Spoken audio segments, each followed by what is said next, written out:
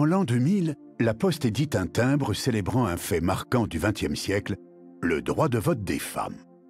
Dès 1789, lors des États généraux, les femmes soulignent déjà que la nouvelle Assemblée n'est pas représentative de la nation, puisque la moitié de celle-ci n'y siège pas.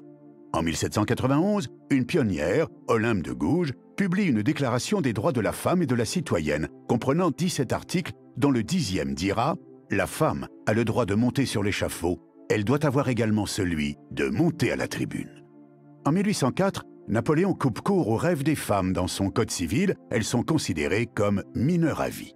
Il faudra finalement attendre l'entre-deux-guerres pour voir la Chambre des députés enfin adopter la loi, mais plusieurs fois le Sénat la rejette. Une femme, Louise Weiss, poursuit une lutte en lançant alors des actions modernes et surprenantes. Les femmes votent partout, sauf en Bulgarie, en Yougoslavie, en Suisse et en France. Cette situation peut-elle durer? Les Françaises veulent voter. J'ai constaté qu'elles sont majeures pour leurs fautes et mineures pour leurs droits. Les femmes n'obtiendront ce qu'elles désirent qu'avec le vote. À droite, on ne veut pas que les femmes se mêlent de politique. À gauche, on a peur qu'elles ne votent à droite. C'est finalement le général de Gaulle qui le fit. Mon gouvernement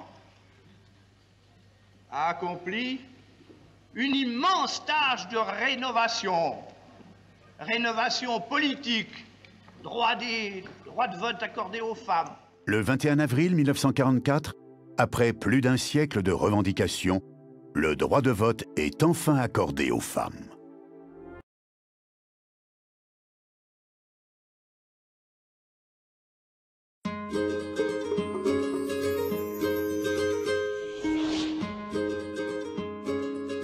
En France, quand on parle de sécurité sociale, on pense à la carte vitale et au remboursement des soins de santé. En réalité, la Sécu, c'est bien plus que ça. Elle gère aussi les pensions de retraite, les allocations familiales, les accidents du travail. Elle fait partie, comme l'assurance chômage, d'un immense système de solidarité collective créé officiellement il y a 70 ans. En 1945, au lendemain de la Deuxième Guerre mondiale, tout le pays est à reconstruire. La situation sanitaire et démographique est préoccupante. Le parc de logement est dans un état désastreux. La plupart des personnes âgées ne disposent pas de retraite et la mortalité infantile est très élevée. C'est dans ce contexte que les ordonnances du 4 et 19 octobre 1945 matérialisent le projet de sécurité sociale. L'objectif ? Débarrasser les citoyens de l'incertitude du lendemain.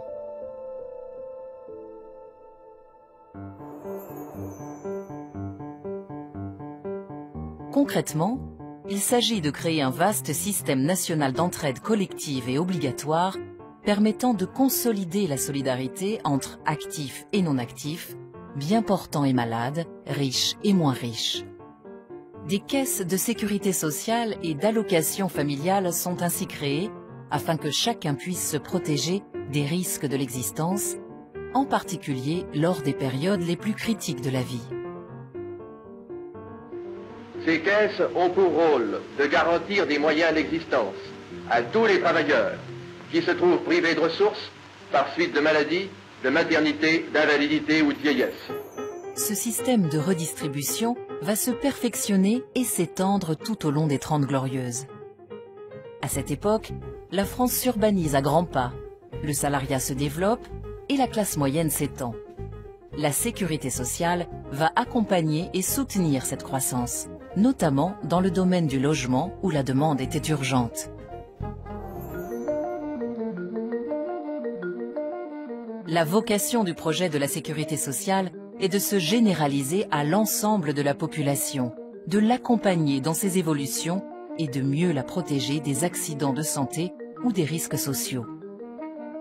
En 1958, aux côtés de la sécurité sociale, naît ainsi l'assurance chômage, qui contribue également au développement des centres de formation professionnelle. Dès le milieu des années 60, la sécurité sociale est devenue indispensable pour la population.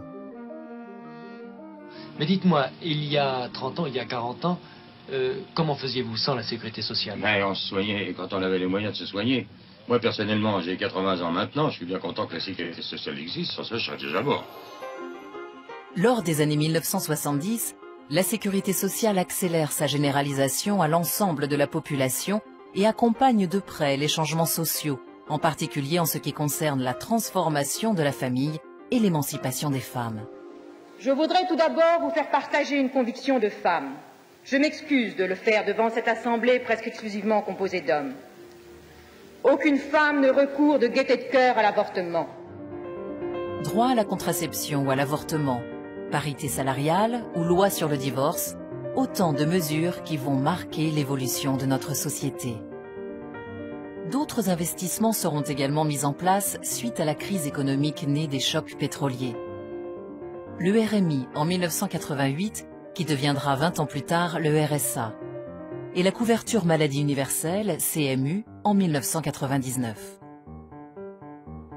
Les changements démographiques, l'augmentation des coûts de santé et les incertitudes économiques obligent à repenser sans cesse l'équilibre entre la rentrée des cotisations et leur redistribution. En 1991, la contribution sociale généralisée, CSG, a permis d'élargir les sources de revenus de la sécurité sociale, mais d'autres réformes seront bien évidemment nécessaires pour assurer sa pérennité et préparer l'avenir. En 1983, près de 40 ans après la création de la sécurité sociale, Pierre Laroque, considéré comme le père de ce projet, dressera un bilan qui reste aujourd'hui encore d'actualité. L'établissement d'un sentiment de sécurité dans la masse de la population et particulièrement dans les éléments qui étaient en état d'infériorité. À cet égard-là, c'est une véritable transformation sociale. Deuxième succès, l'amélioration de la santé, qui est spectaculaire. Et les progrès médicaux qui ont été réalisés depuis cette époque n'auraient pas pu être généralisés s'il n'y avait pas eu la sécurité sociale. Succès aussi par le redressement de la natalité. De fait, les chiffres parlent d'eux-mêmes. Depuis 1950, l'espérance de vie a augmenté de 15 ans et la mortalité infantile a été divisée par 16.